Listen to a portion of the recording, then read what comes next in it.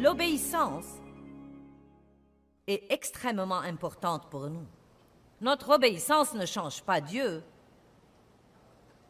mais notre obéissance est extrêmement importante pour nous parce qu'elle permet à Dieu de libérer dans notre vie les choses que nous voulons vraiment, mais que nous n'avons pas bien des fois parce que nous n'avons pas montré que nous sommes assez mûrs pour nous en charger. Qui sait que si vous aimez votre enfant âgé de 10 ans, vous ne lui donnerez pas une voiture et vous ne lui direz pas « va te promener ». Tant de fois, Dieu doit attendre avant de nous donner des choses qu'il voudrait vraiment nous donner, parce que nous avons besoin de grandir et de mûrir un peu plus. Laissez-moi vous dire que la condamnation n'est pas la solution à la désobéissance. Je désobéis, je me sens coupable et condamné. 2 jours plus tard, je m'en remets. Je fais autre chose, je me sens coupable et condamné. Quelqu'un est passé par là? Donc la condamnation, sans vouloir d'avoir péché, n'est pas la solution au péché. Dieu ne vous a jamais demandé de faire ça. Il nous demande de grandir et de mûrir et de le laisser travailler dans nos vies et de le laisser toucher les choses et s'occuper de nous gentiment et de nous donner la grâce et la force et la miséricorde pour surmonter notre péché, pour faire ce qu'il veut que nous fassions et ne pas faire ce qu'il ne veut pas que nous fassions. La solution à la désobéissance, c'est l'obéissance. La condamnation n'est pas la solution à la désobéissance. L'obéissance est la solution à la désobéissance. Amen. Maintenant, Ecclésiaste 12, 13. Vous vous comportez très bien, comme si vous pensiez que vous pourriez aimer ça. Vous voyez? Merci. Je sais que je sais. Je sais quand je commence quelque chose comme ça. Vous pensez tout de suite à certaines choses dans votre vie. Que Dieu a mis le doigt dessus depuis très, très longtemps. Et vous avez agi comme si vous n'entendiez pas. Donc maintenant, il m'envoie ici pour vous marteler différemment. Vous feriez aussi bien de comprendre ça, car Dieu ne vous laissera pas tranquille. La grâce de Dieu vous trouvera partout où que vous soyez, mais elle ne vous laissera pas là où elle vous a trouvé. Vous me comprenez?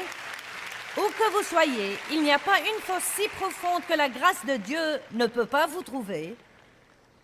Et il vous aime complètement, parfaitement et inconditionnellement, mais il vous aime tellement qu'il ne vous laissera pas tranquille. Si vous croyez que Dieu vous laissera tranquille, vous vous trompez. Et s'il m'envoie à moi, ou il envoie à un autre, ou à un autre, ou à un autre, ou quoi qu'il fasse, il est déterminé à travailler avec vous afin de travailler par vous. Ecclésiaste 12, 13. Tout a été entendu. Vous savez, c'est la fin du livre que Salomon a écrit. Et vous savez, Salomon était censé être l'homme le plus sage au monde. Mais il a fini par faire des trucs vraiment bêtes. Peut-être qu'il avait une grosse tête et une âme maigre, lui aussi. Il se comportait comme ça, parfois.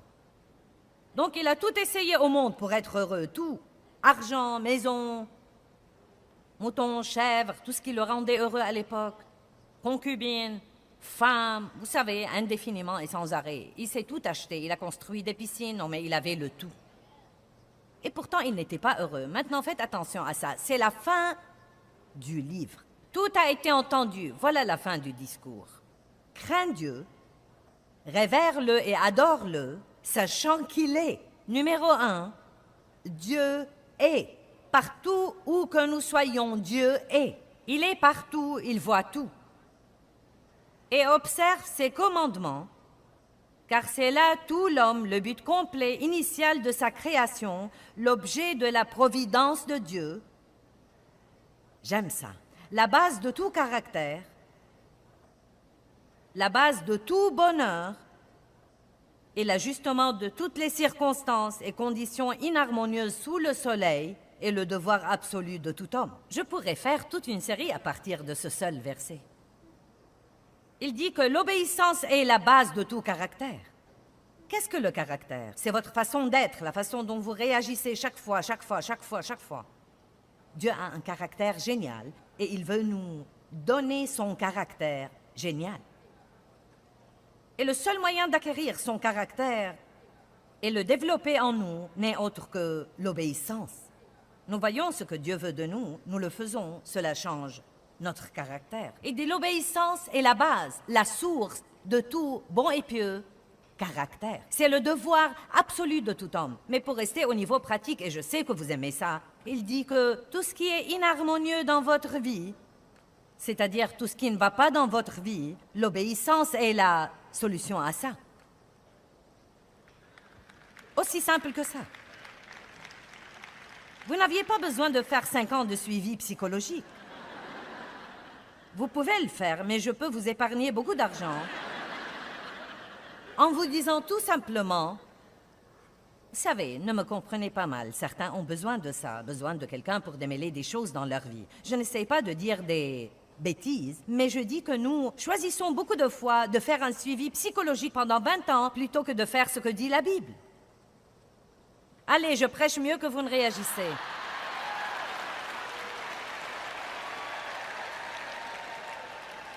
Ne soyez pas le genre de personne qui a été blessée il y a 50 ans et qui cherche toujours quelqu'un qui la plaigne tout le temps pour ne pas avoir à obéir à Dieu, pour être ce qu'il veut que vous soyez. Je vous aime, je vous aime.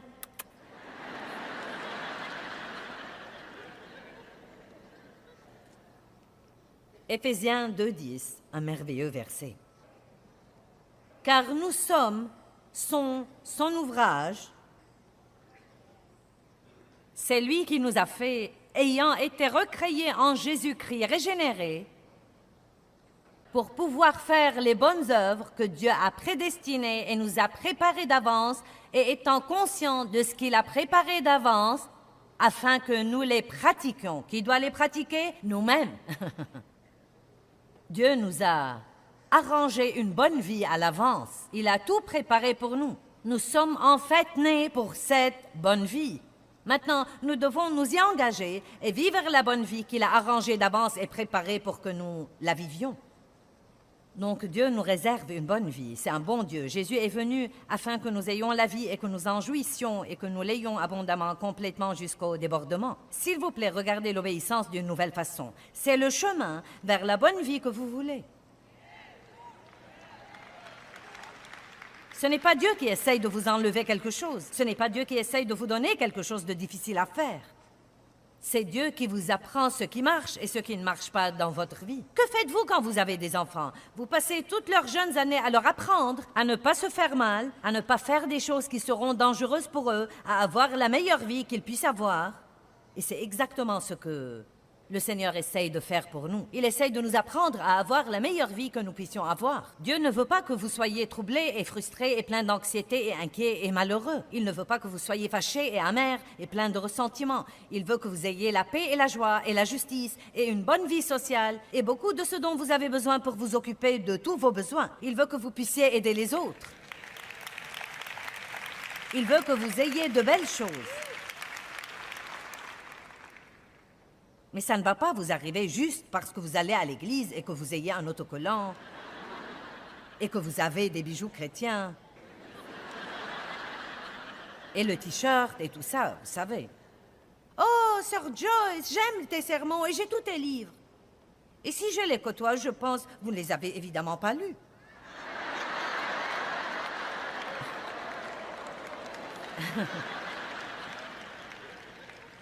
C'est notre problème maintenant. Nous sommes fiers de notre grande bibliothèque chrétienne. Mince alors, nous l'avons sur Facebook, et nous l'avons sur Twitter, et nous l'avons sur notre téléphone. Non mais, mon téléphone me lisait l'autre jour des versets de la Bible. Non mais j'ai ce petit truc, vous pouvez chercher des versets, et ensuite, vous appuyez sur une chose, et ça va vous parler. C'est inexcusable que quiconque aujourd'hui ne connaisse pas la parole. Mon téléphone peut me prêcher. Incroyable. Mais vous savez, nous devons nous garder de croire. Maintenant, écoutez-moi s'il vous plaît. Nous devons faire très attention et comprendre que tout ça, nous devons comprendre que tout ça n'égale pas et ne remplace pas la vraie spiritualité. Vous n'avez pas compris. Vous pouvez utiliser Facebook, Twitter et le téléphone. Et avoir votre téléphone vous parler et avoir tous mes livres et tous les CD. Mais croyez-moi, vous devez vous garder d'avoir tout cet attirail religieux tout autour de vous et de vous persuader à tort que le seul...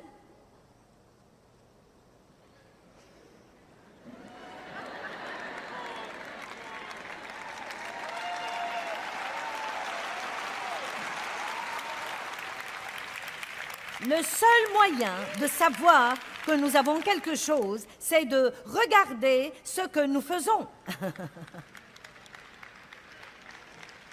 Amen. Je ne veux pas passer les 30 prochaines années à aller de ville en ville pour demander aux gens combien d'entre eux ont une désobéissance connue qu'ils tolèrent dans leur vie et voir toutes les mains dans la salle levées. Et vous savez, vous me connaissez, je vous aime, je fais ça parce que je vous aime et je me soucie de vous. Il ne s'agit pas de vous culpabiliser ou même de vous condamner. Il s'agit simplement d'obéir à Dieu. Amen. Vous savez, je n'ai jamais prêché sur le pardon, ou les conflits, ou l'amertume, jamais, ou que je sois, jamais. Et demander à la fin à ceux qui devaient pardonner à quelqu'un de se lever. Je n'ai jamais vu moins de 75 à 80% de toute l'Assemblée se lever. Jamais.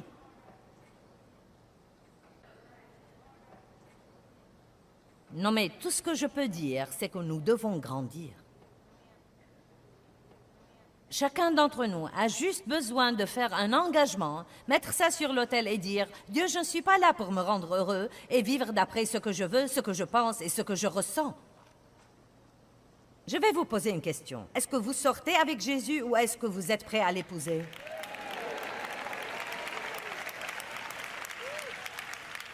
Vous avez une petite sortie avec lui tous les dimanches.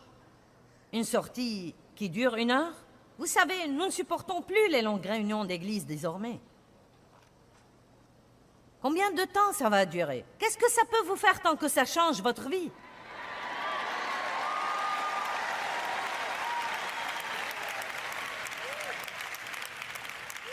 Et si je ne finis pas avant 9h15 ou même 9h30 ce soir, qu'est-ce que ça peut vous faire? C'est toujours avant l'heure où vous sortiez auparavant.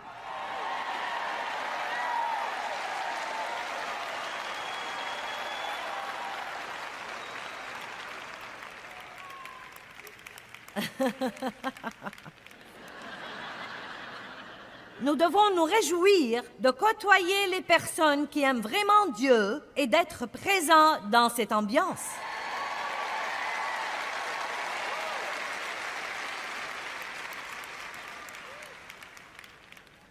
Oh, je m'amuse plus qu'il n'est permis.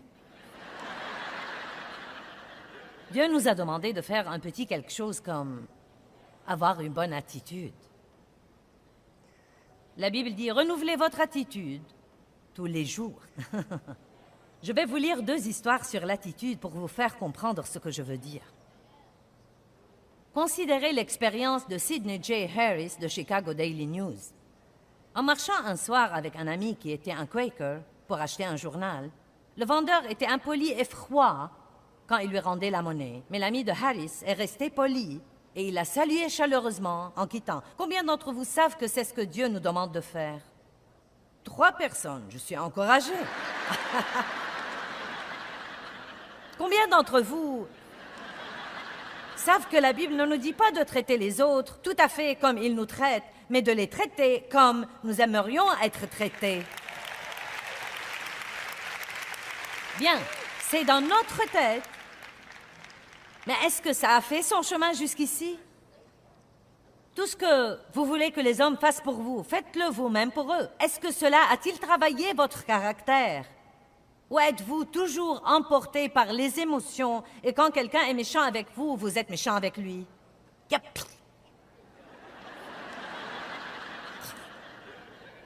Je ne suis pas obligée de supporter ça. Si vous croyez que je vais supporter ça, vous n'allez pas me parler et me traiter comme ça. Et vous revenez pour une autre sortie avec Jésus dimanche prochain.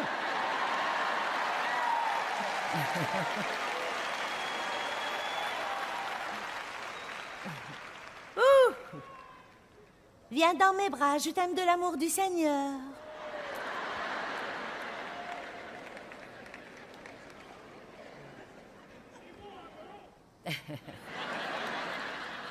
Donc son ami s'est tourné vers lui et lui a dit « Mince alors, c'est un type revêche. Et il est comme ça tous les soirs. Eh bien, pourquoi tu continues à être si gentil avec lui ?» a demandé Harris. « Pourquoi pas ?» a répondu son ami. « Pourquoi devrais-je le laisser décider de mon comportement ?»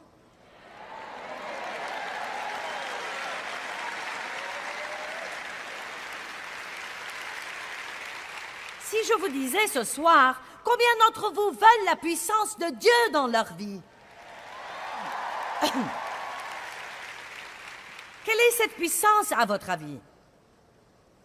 C'est la puissance d'être gentil avec les gens qui ne sont pas gentils avec vous.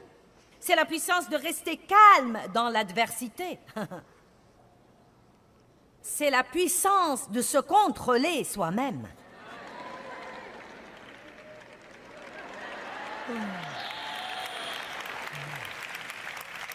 Ma belle, je ne sais pas si nous devons revenir ici demain. Elle est un peu bagarreuse.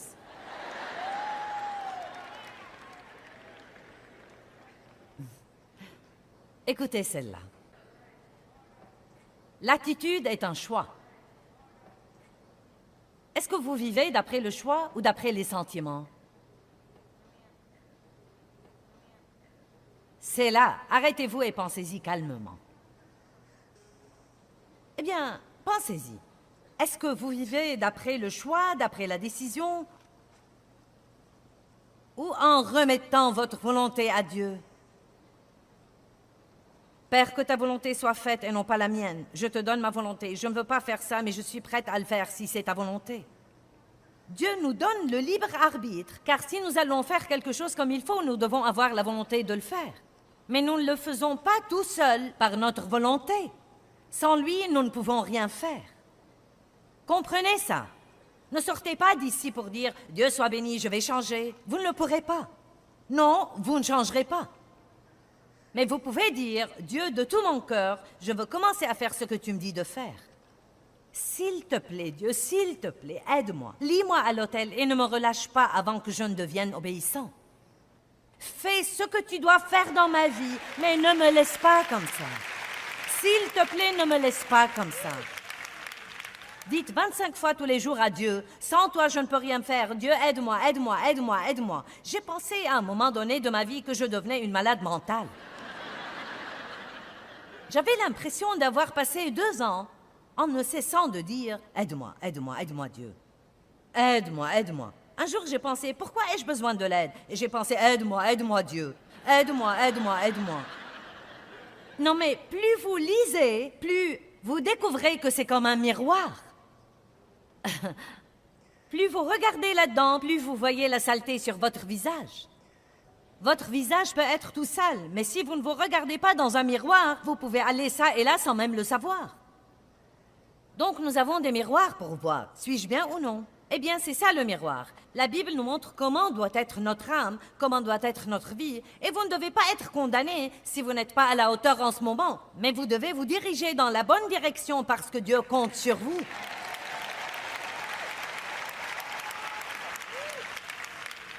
Le Seigneur compte sur nous. Robert Louis Stevenson était alité une grande partie de sa vie à cause de la tuberculose. Je ne le savais pas. Un jour, sa femme l'a entendu tousser fort et a dit « Tu crois toujours que c'est une merveilleuse journée ?» Se tournant vers une fenêtre illuminée de la lumière du soleil, Stevenson a répondu « Oui, je le crois. Je ne laisserai jamais un rang de flacons de médicaments bloquer mon horizon. » Les circonstances sont incontrôlables. Des événements se produisent. Notre responsabilité est de choisir nos réactions, c'est-à-dire notre attitude. Les situations peuvent colorer votre opinion de la vie, mais vous avez la puissance de choisir la couleur de cet horizon. Amen. Personne ici, quel que soit ce qui vous est arrivé dans votre vie, n'est obligé d'avoir une mauvaise attitude s'il ne le veut pas.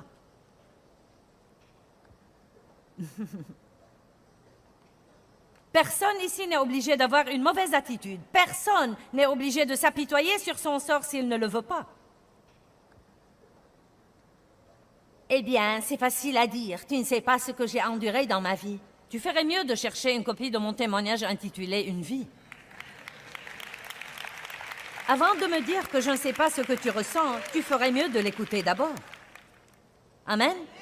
Et je vous dis toutes les choses que Dieu m'a dit de vous dire et qui m'ont transporté de la maladie à la santé. Et je continuerai à vous les dire tant qu'il y a un souffle en moi.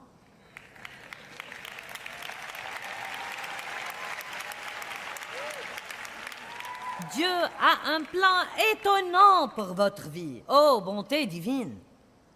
Paix et joie et justice et puissance et onction et victoire et... Être utilisé par Dieu pour aider à changer les vies des autres, c'est la chose la plus merveilleuse au monde et Dieu vous réserve tout ça. Deutéronome 6, 23 et 24. Et il nous a fait sortir de là-bas pour nous faire entrer. J'aime ça. Il nous a fait sortir pour nous faire entrer. Il vous a fait sortir d'une chose pour vous faire entrer dans quelque chose de mieux. Il nous a fait sortir de là-bas pour nous faire entrer dans le pays qu'il avait juré à nos pères de nous donner. Verset 24. Et le Seigneur a ordonné de mettre en pratique toutes ces lois et de craindre le Seigneur notre Dieu pour notre bien toujours. Il nous a donné ses commandements pour notre bien. Que tout le monde dise, c'est pour mon bien. Deutéronome 10, 12 et 13. Nous disons à nos enfants, « Je vous dis ceci juste pour votre bien. Pourquoi vous ne m'écoutez pas? Je vous dis ceci pour votre bien. » Y a-t-il un parent ici qui n'a jamais dit ça à son enfant? Pas un seul. Il n'y a pas un seul parent ici qui n'a jamais dit ça à son enfant. Pourquoi nos enfants devraient nous écouter si nous n'écoutons pas Dieu? Et maintenant, Israël, qu'est-ce que le Seigneur ton Dieu attend de toi, si ce n'est que tu craignes le Seigneur ton Dieu, afin de marcher dans ses voies, afin d'aimer et de servir le Seigneur ton Dieu de toute ta pensée et de tout ton cœur, et de toute ton âme, en gardant les commandements du Seigneur et les lois que je te donne aujourd'hui. Pour le bien de qui? Pour ton bien. Dis tous, c'est pour mon bien. Eh bien, regardez maintenant, juste pour m'assurer que je mets les gens à l'aise ici. Car je ne veux pas que vous sortiez condamnés ayant l'impression « Oh Seigneur Jésus, je n'y arriverai jamais. J'ai 500 choses qui ne vont pas dans ma vie. Je dois récidiver en ce moment. Il n'y a plus d'espoir pour moi. » Bien, voyons 1 Jean 2, 2. Voyons le premier verset. Laissez-moi voir le verset 1. « Mes petits enfants, je vous écris ces choses pour que vous ne violiez pas la loi de Dieu et pour que vous ne péchiez pas. Je vous dis tout cela ce soir pour que vous ne péchiez pas. Mais si quelqu'un doit pécher,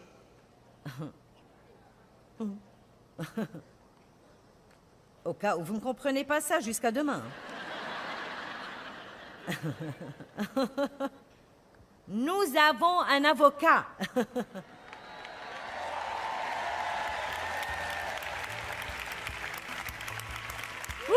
Alléluia! Dans Jean chapitre 14, verset 15, il est écrit que Jésus a dit « Si vous m'aimez, vous garderez mes commandements. » Nous pouvons considérer ça comme une promesse plutôt que quelque chose qui nous donne l'impression d'être menacé. Plus je tombe amoureuse de Jésus, plus je comprends à quel point il est bon et tout ce qu'il a fait pour moi, plus je voudrais lui obéir. Et vous savez, je crois que c'est tellement mieux quand nous faisons quelque chose pour le motif « je veux » et non pas « je dois ».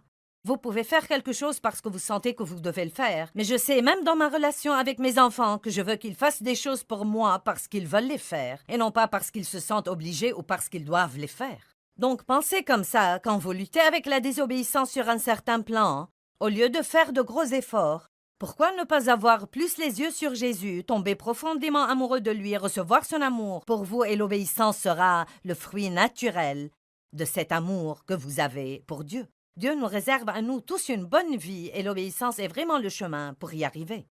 La parole écrite de Dieu est un bon endroit pour commencer. Donc, étudiez la parole, faites un pas de foi et obéissez aux incitations du Saint-Esprit.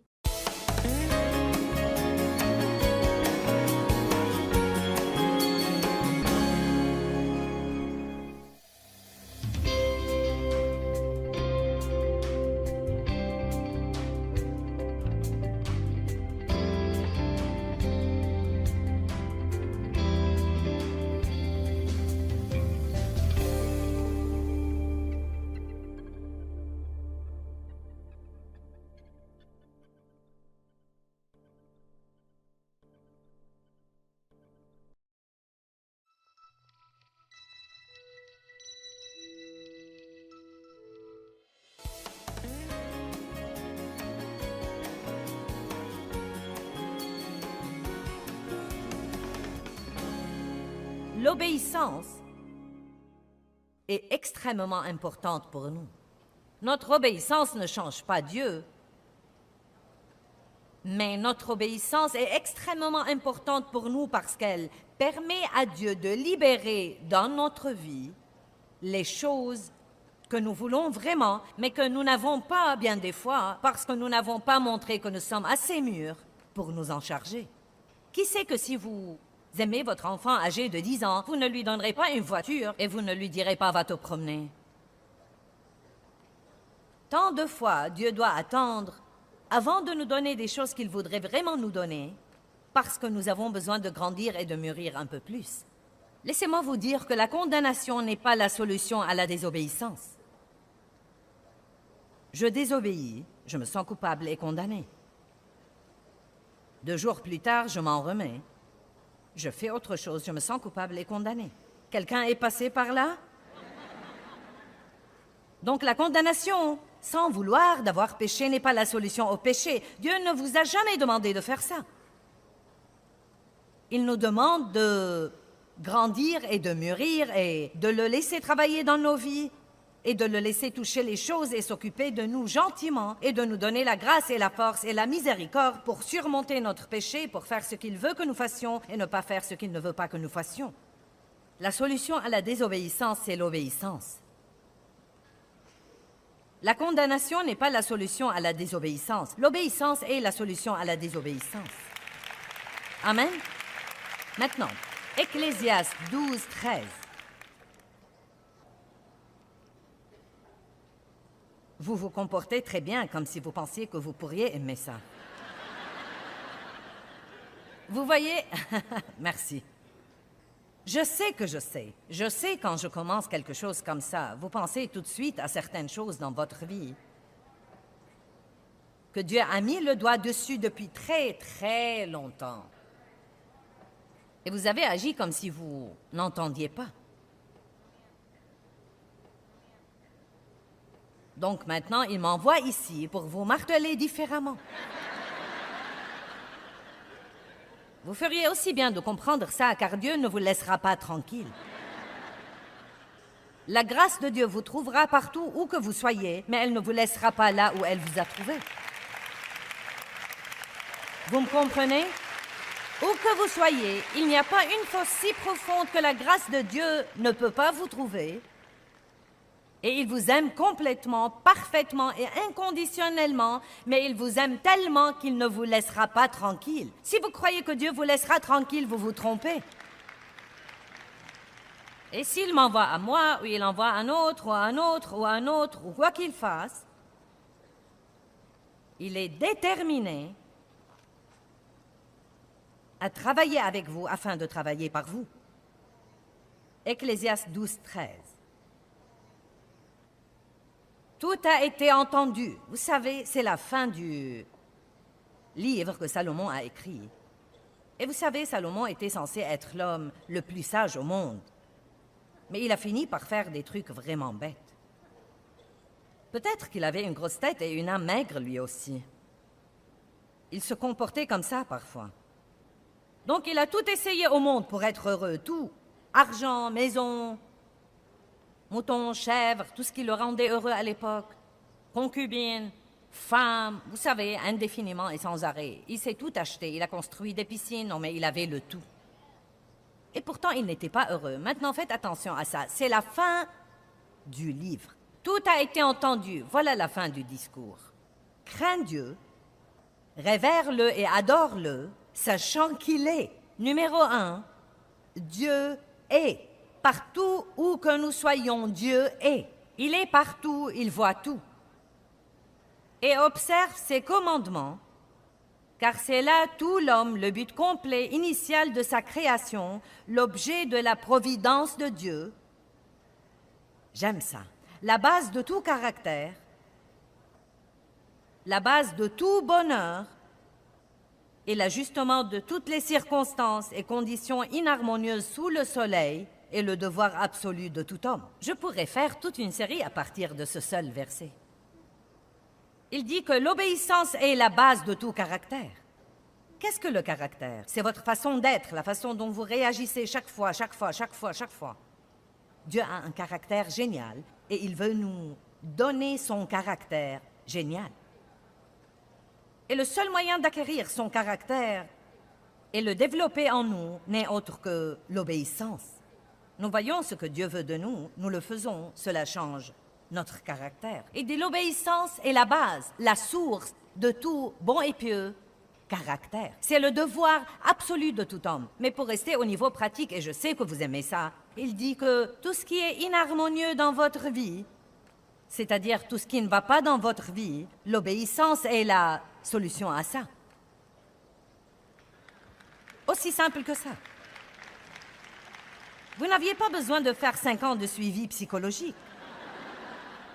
Vous pouvez le faire, mais je peux vous épargner beaucoup d'argent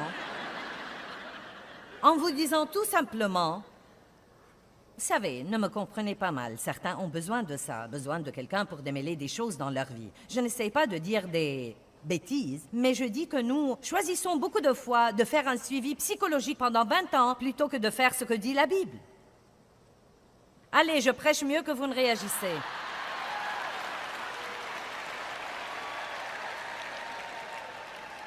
Ne soyez pas le genre de personne qui a été blessée il y a 50 ans et qui cherche toujours quelqu'un qui la plaigne tout le temps pour ne pas avoir à obéir à Dieu, pour être ce qu'il veut que vous soyez. Je vous aime, je vous aime.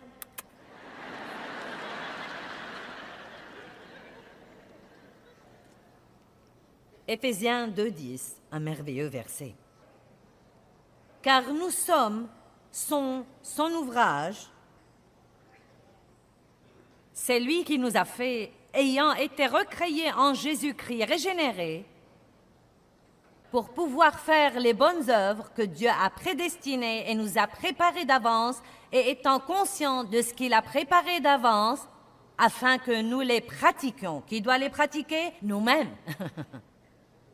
Dieu nous a arrangé une bonne vie à l'avance. Il a tout préparé pour nous. Nous sommes en fait nés pour cette bonne vie. Maintenant, nous devons nous y engager et vivre la bonne vie qu'il a arrangée d'avance et préparée pour que nous la vivions. Donc Dieu nous réserve une bonne vie. C'est un bon Dieu. Jésus est venu afin que nous ayons la vie et que nous en jouissions et que nous l'ayons abondamment, complètement jusqu'au débordement. S'il vous plaît, regardez l'obéissance d'une nouvelle façon. C'est le chemin vers la bonne vie que vous voulez. Ce n'est pas Dieu qui essaye de vous enlever quelque chose. Ce n'est pas Dieu qui essaye de vous donner quelque chose de difficile à faire. C'est Dieu qui vous apprend ce qui marche et ce qui ne marche pas dans votre vie. Que faites-vous quand vous avez des enfants? Vous passez toutes leurs jeunes années à leur apprendre à ne pas se faire mal, à ne pas faire des choses qui seront dangereuses pour eux, à avoir la meilleure vie qu'ils puissent avoir. Et c'est exactement ce que le Seigneur essaye de faire pour nous. Il essaye de nous apprendre à avoir la meilleure vie que nous puissions avoir. Dieu ne veut pas que vous soyez troublés et frustrés et pleins d'anxiété et inquiets et malheureux. Il ne veut pas que vous soyez fâchés et amers et pleins de ressentiments. Il veut que vous ayez la paix et la joie et la justice et une bonne vie sociale et beaucoup de ce dont vous avez besoin pour vous occuper de tous vos besoins. Il veut que vous puissiez aider les autres. Il veut que vous ayez de belles choses. Mais ça ne va pas vous arriver juste parce que vous allez à l'église et que vous ayez un autocollant et que vous avez des bijoux chrétiens et le t-shirt et tout ça, vous savez. Oh, Sir Joyce, j'aime tes sermons et j'ai tous tes livres. Et si je les côtoie, je pense, vous ne les avez évidemment pas lus.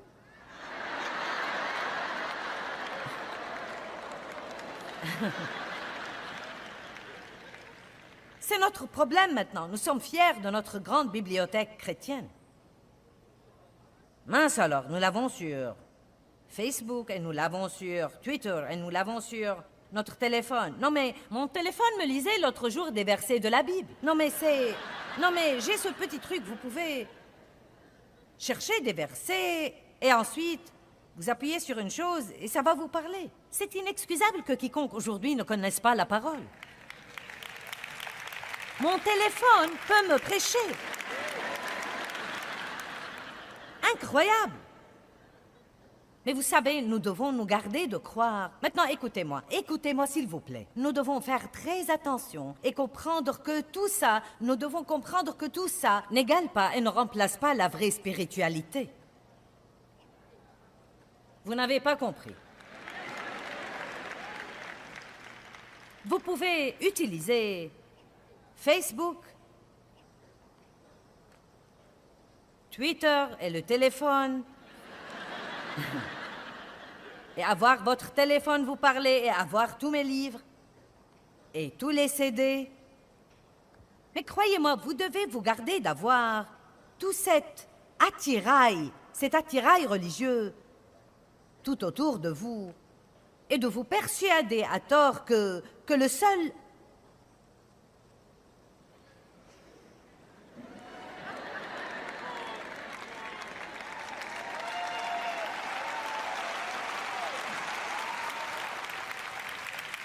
Le seul moyen de savoir que nous avons quelque chose, c'est de regarder ce que nous faisons. Amen. Je ne veux pas passer les 30 prochaines années à aller de ville en ville pour demander aux gens combien d'entre eux ont une désobéissance connue qu'ils tolèrent dans leur vie et voir toutes les mains dans la salle levées. Et vous savez, vous me connaissez, je vous aime, je fais ça parce que je vous aime et je me soucie de vous. Il ne s'agit pas de vous culpabiliser ou même de vous condamner. Il s'agit simplement d'obéir à Dieu. Amen. Vous savez, je n'ai jamais prêché sur le pardon, ou les conflits, ou l'amertume, jamais, ou que je sois, jamais. Et demander à la fin à ceux qui devaient pardonner à quelqu'un de se lever. Je n'ai jamais vu moins de 75 à 80% de toute l'Assemblée se lever. Jamais.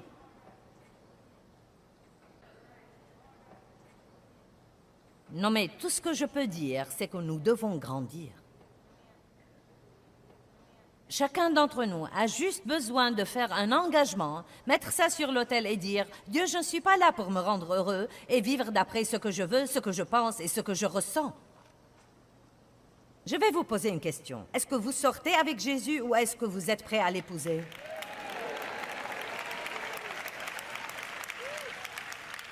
Vous avez une petite sortie avec lui tous les dimanches.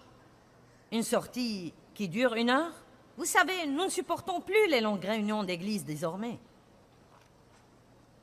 Combien de temps ça va durer? Qu'est-ce que ça peut vous faire tant que ça change votre vie?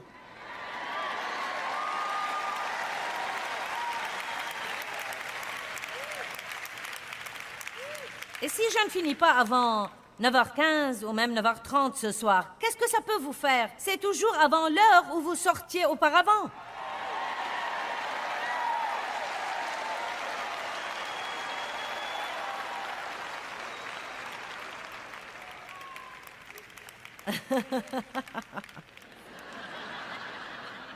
Nous devons nous réjouir de côtoyer les personnes qui aiment vraiment Dieu et d'être présents dans cette ambiance.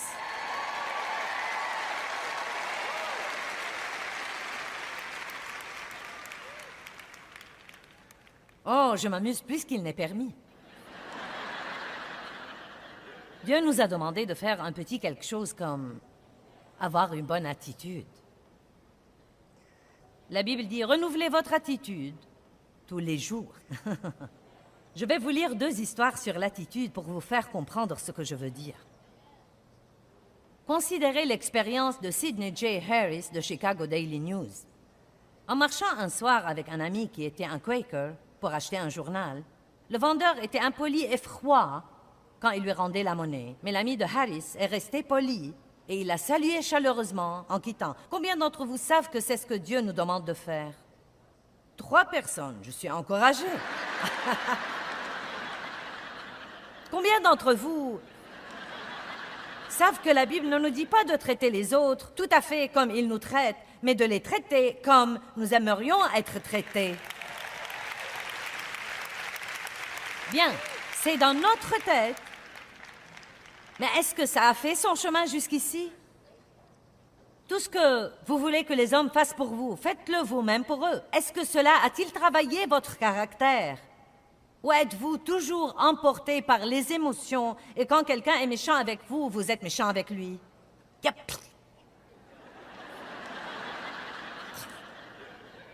Je ne suis pas obligée de supporter ça. Si vous croyez que je vais supporter ça, vous n'allez pas me parler et me traiter comme ça. Et vous revenez pour une autre sortie avec Jésus dimanche prochain.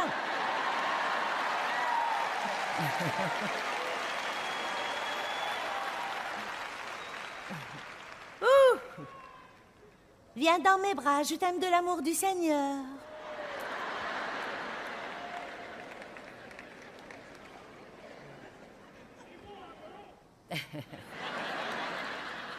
Donc son ami s'est tourné vers lui et lui a dit « Mince alors, c'est un type revêche. Et il est comme ça tous les soirs. Eh bien, pourquoi tu continues à être si gentil avec lui ?» a demandé Harris. « Pourquoi pas ?» a répondu son ami. « Pourquoi devrais-je le laisser décider de mon comportement ?»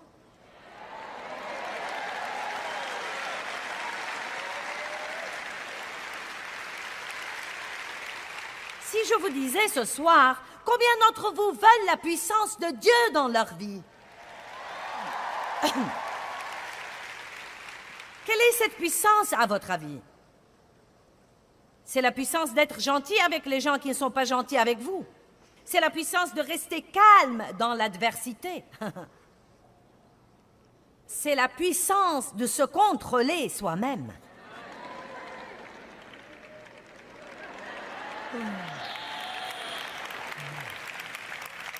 Ma belle, je ne sais pas si nous devons revenir ici demain. Elle est un peu bagarreuse.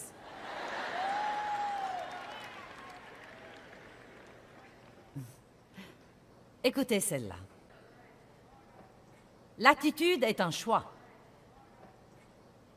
Est-ce que vous vivez d'après le choix ou d'après les sentiments? C'est là. Arrêtez-vous et pensez-y calmement. Eh bien, pensez-y. Est-ce que vous vivez d'après le choix, d'après la décision, ou en remettant votre volonté à Dieu? Père, que ta volonté soit faite et non pas la mienne. Je te donne ma volonté. Je ne veux pas faire ça, mais je suis prête à le faire si c'est ta volonté. Dieu nous donne le libre arbitre, car si nous allons faire quelque chose comme il faut, nous devons avoir la volonté de le faire. Mais nous ne le faisons pas tout seuls par notre volonté. Sans lui, nous ne pouvons rien faire. Comprenez ça. Ne sortez pas d'ici pour dire « Dieu soit béni, je vais changer ». Vous ne le pourrez pas. Non, vous ne changerez pas. Mais vous pouvez dire « Dieu, de tout mon cœur, je veux commencer à faire ce que tu me dis de faire. S'il te plaît, Dieu, s'il te plaît, aide-moi. Lis-moi à l'autel et ne me relâche pas avant que je ne devienne obéissant. Fais ce que tu dois faire dans ma vie, mais ne me laisse pas comme ça. S'il te plaît, ne me laisse pas comme ça. Dites 25 fois tous les jours à Dieu, « Sans toi, je ne peux rien faire. Dieu, aide-moi, aide-moi, aide-moi, aide-moi. » J'ai pensé à un moment donné de ma vie que je devenais une malade mentale. J'avais l'impression d'avoir passé 2 ans en ne cessant de dire « Aide-moi, aide-moi, aide-moi Dieu. Aide-moi, aide-moi. » Un jour, j'ai pensé « Pourquoi ai-je besoin de l'aide ?» Et j'ai pensé « Aide-moi, aide-moi Dieu. Aide-moi, aide-moi, aide-moi. » Non mais plus vous lisez, plus vous découvrez que c'est comme un miroir. Plus vous regardez là-dedans, plus vous voyez la saleté sur votre visage. Votre visage peut être tout sale, mais si vous ne vous regardez pas dans un miroir, vous pouvez aller ça et là sans même le savoir. Donc nous avons des miroirs pour voir, suis-je bien ou non? Eh bien, c'est ça le miroir.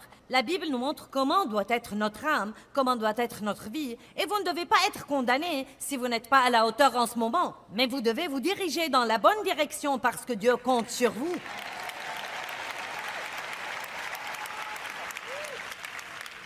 Le Seigneur compte sur nous. Robert Louis Stevenson était alité une grande partie de sa vie à cause de la tuberculose. Je ne le savais pas. Un jour, sa femme l'a entendu tousser fort et a dit « Tu crois toujours que c'est une merveilleuse journée ?» Se tournant vers une fenêtre illuminée de la lumière du soleil, Stevenson a répondu « Oui, je le crois. Je ne laisserai jamais un rang de flacons de médicaments bloquer mon horizon. » Les circonstances sont incontrôlables. Des événements se produisent. Notre responsabilité est de choisir nos réactions, c'est-à-dire notre attitude. Les situations peuvent colorer votre opinion de la vie, mais vous avez la puissance de choisir la couleur de cet horizon. Amen. Personne ici, quel que soit ce qui vous est arrivé dans votre vie, n'est obligé d'avoir une mauvaise attitude s'il ne le veut pas.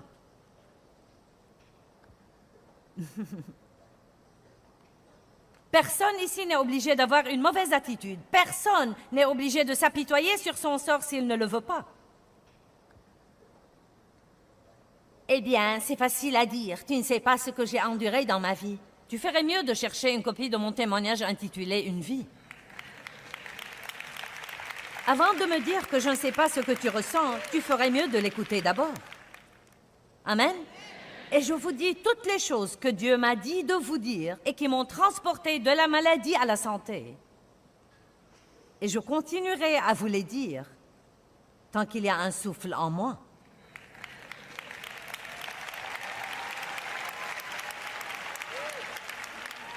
Dieu a un plan étonnant pour votre vie. Oh, bonté divine! Paix et joie et justice et puissance et onction et victoire et... Être utilisé par Dieu pour aider à changer les vies des autres, c'est la chose la plus merveilleuse au monde et Dieu vous réserve tout ça.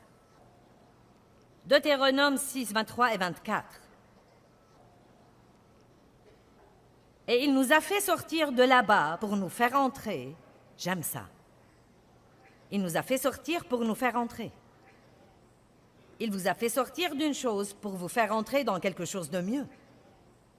Il nous a fait sortir de là-bas pour nous faire entrer dans le pays qu'il avait juré à nos pères de nous donner. Verset 24. Et le Seigneur a ordonné de mettre en pratique toutes ces lois et de craindre le Seigneur notre Dieu pour notre bien toujours. Il nous a donné ces commandements pour notre bien. Que tout le monde dise, c'est pour mon bien. Deutéronome 10, 12 et 13. Nous disons à nos enfants, « Je vous dis ceci juste pour votre bien. Pourquoi vous ne m'écoutez pas? Je vous dis ceci pour votre bien. » Y a-t-il un parent ici qui n'a jamais dit ça à son enfant? Pas un seul. Il n'y a pas un seul parent ici qui n'a jamais dit ça à son enfant. Pourquoi nos enfants devraient nous écouter si nous n'écoutons pas Dieu? Et maintenant, Israël, qu'est-ce que le Seigneur ton Dieu attend de toi, si ce n'est que tu craignes le Seigneur ton Dieu, afin de marcher dans ses voies, afin d'aimer et de servir le Seigneur ton Dieu de toute ta pensée et de tout ton cœur, et de toute ton âme, en gardant les commandements du Seigneur et les lois que je te donne aujourd'hui. Pour le bien de qui? Pour ton bien. Dis tous, c'est pour mon bien. Eh bien, regardez maintenant, juste pour m'assurer que je mets les gens à l'aise ici. Car je ne veux pas que vous sortiez condamnés ayant l'impression « Oh Seigneur Jésus, je n'y arriverai jamais. J'ai 500 choses qui ne vont pas dans ma vie. Je dois récidiver en ce moment. Il n'y a plus d'espoir pour moi. » Bien, voyons 1 Jean 2:2. Voyons le premier verset. Laissez-moi voir le verset 1. « Mes petits enfants, je vous écris ces choses pour que vous ne violiez pas la loi de Dieu et pour que vous ne péchiez pas. Je vous dis tout cela ce soir pour que vous ne péchiez pas. Mais si quelqu'un doit pécher,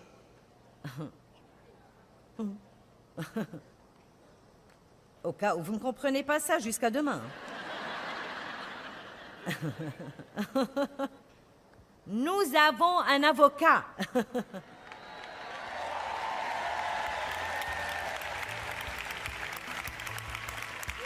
Alléluia! Dans Jean chapitre 14, verset 15, il est écrit que Jésus a dit « Si vous m'aimez, vous garderez mes commandements. » Nous pouvons considérer ça comme une promesse plutôt que quelque chose qui nous donne l'impression d'être menacé.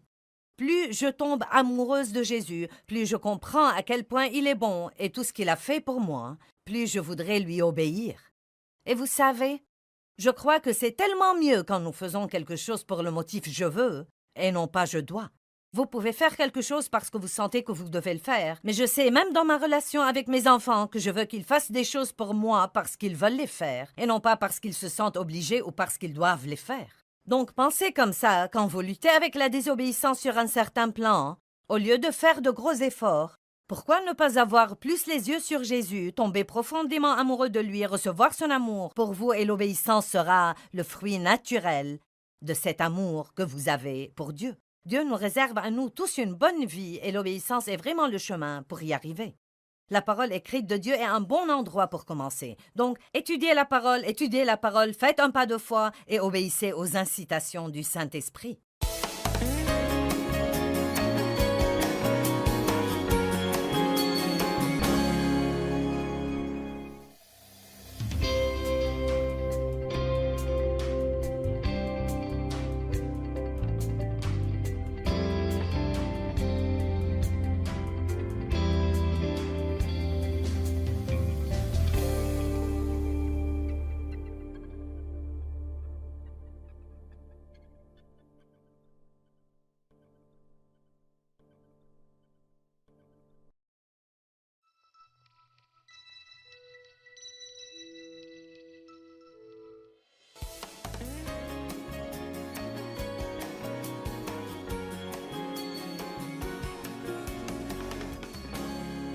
L'obéissance est extrêmement importante pour nous.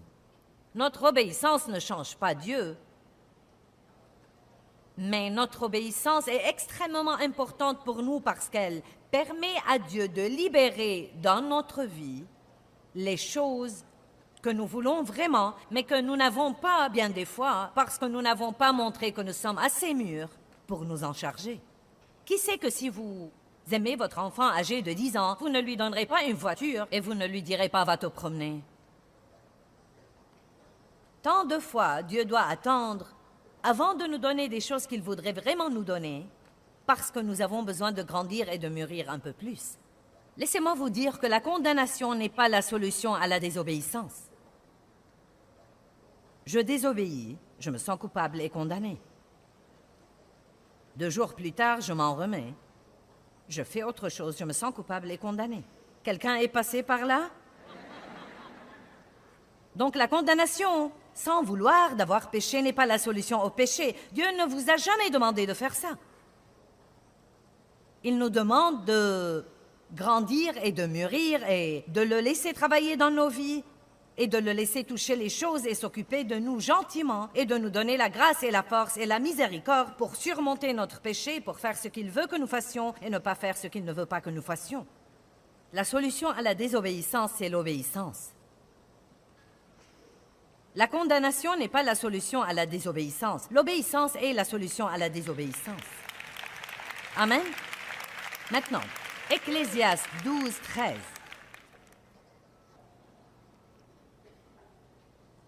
Vous vous comportez très bien, comme si vous pensiez que vous pourriez aimer ça. Vous voyez... Merci. Je sais que je sais. Je sais quand je commence quelque chose comme ça. Vous pensez tout de suite à certaines choses dans votre vie. Que Dieu a mis le doigt dessus depuis très, très longtemps. Et vous avez agi comme si vous n'entendiez pas. Donc maintenant, il m'envoie ici pour vous marteler différemment. Vous feriez aussi bien de comprendre ça, car Dieu ne vous laissera pas tranquille. La grâce de Dieu vous trouvera partout où que vous soyez, mais elle ne vous laissera pas là où elle vous a trouvé. Vous me comprenez? Où que vous soyez, il n'y a pas une fosse si profonde que la grâce de Dieu ne peut pas vous trouver. Et il vous aime complètement, parfaitement et inconditionnellement, mais il vous aime tellement qu'il ne vous laissera pas tranquille. Si vous croyez que Dieu vous laissera tranquille, vous vous trompez. Et s'il m'envoie à moi, ou il envoie à un autre, ou à un autre, ou à un autre, ou quoi qu'il fasse, il est déterminé à travailler avec vous afin de travailler par vous. Ecclésiaste 12, 13. Tout a été entendu. Vous savez, c'est la fin du livre que Salomon a écrit. Et vous savez, Salomon était censé être l'homme le plus sage au monde. Mais il a fini par faire des trucs vraiment bêtes. Peut-être qu'il avait une grosse tête et une âme maigre lui aussi. Il se comportait comme ça parfois.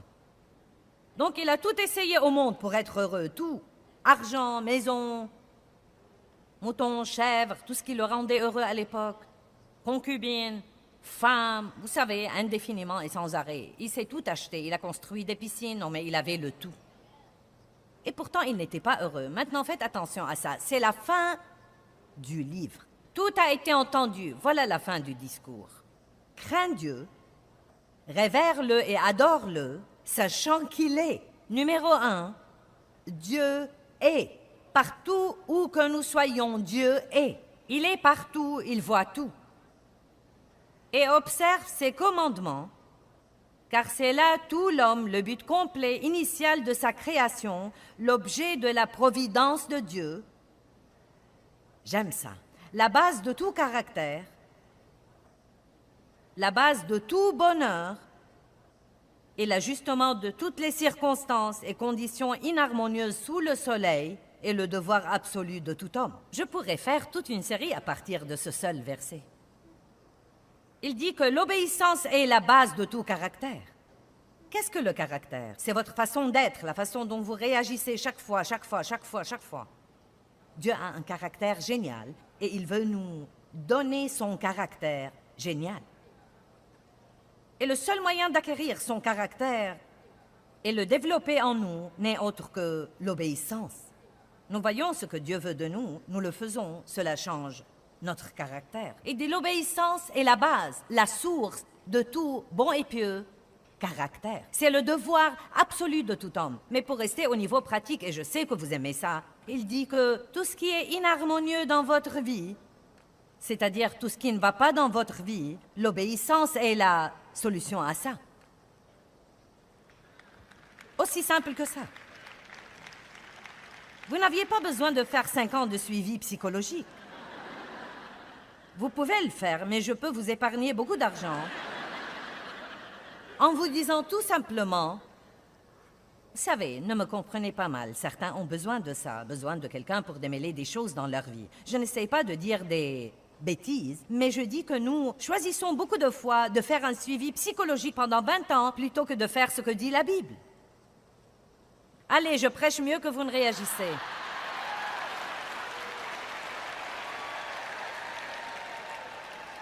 Ne soyez pas le genre de personne qui a été blessée il y a 50 ans et qui cherche toujours quelqu'un qui la plaigne tout le temps pour ne pas avoir à obéir à Dieu, pour être ce qu'il veut que vous soyez. Je vous aime, je vous aime.